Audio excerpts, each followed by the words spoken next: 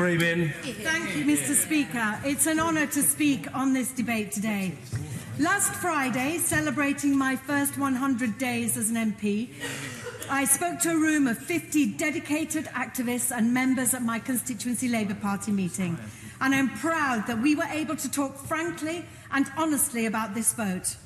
Many had spent months knocking on doors and delivering leaflets alongside my predecessor, Joe Cox, advocating that people should vote Remain, whilst others in the room voted another way. Will she give way? I'm sure that I thank the Honourable Lady for the speech that she's making, and I just wanted to express on behalf of the whole House that I'm sure Jo Cox and her family are in our thoughts as we take this vote on the referendum tonight. Absolutely, and I do appreciate that. Thank you so much. As I was saying, I too voted to Remain, and as I spoke and listened to my friends and colleagues, it was difficult and occasionally emotional as I explained why I felt it was my duty to respect democracy and vote in favour of triggering Article 50. Batley and Spen voted 63% to leave. The people have spoken, and I must listen. So however painful this is now, we are leaving the European Union. It is my duty to listen to everyone, move on from leavers, remainers, and get the best deal for everyone. Once Batley and Spen was a powerhouse of manufacturing. Men and women left school and went to work in the mills, but things move on, and now we're celebrated for beds and biscuits. But the mills are shopping centres, offices, flats, or in some cases have fallen into disrepair.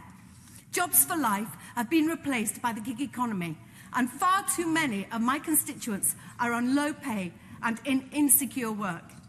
People haven't seen a significant improvement in their standard of living for decades. Left behind by globalisation, I have no doubt financial insecurity and a sense of abandonment contributed to the Leave vote. That said, what my constituents did not vote for is giving this government a blank cheque. They did not vote for losing jobs, having their rights at work watered down, losing maternity, paternity pay, human rights or LGBT rights.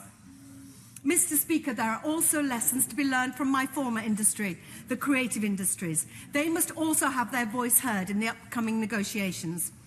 In evidence given to the Culture, Media and Sport Committee in October 2016, the Directors UK told us, the UK is the third largest supplier of films, the second largest producer of television in the world, and in the fast-paced area of video games, we are constantly at the cutting edge. The creative economy accounts for 1 in 11 jobs.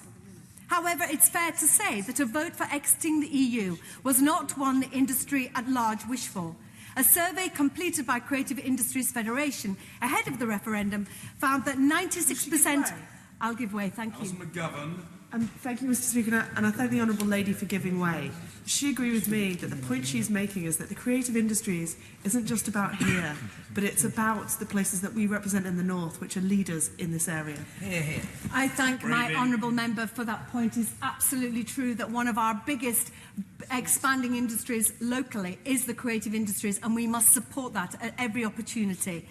Because if we lose free movement of labour, we could easily lose a pipeline of highly skilled creatives. And if that happens, we must develop a domestic training and education system that fills the skills gap in the creative industries. However, of course, the time to debate these details will come later. First, we must vote to move this process on. Not with angry denial or blind optimism, but on a mission to be vigilant about the rights of those with the least and those living here who support those in most need.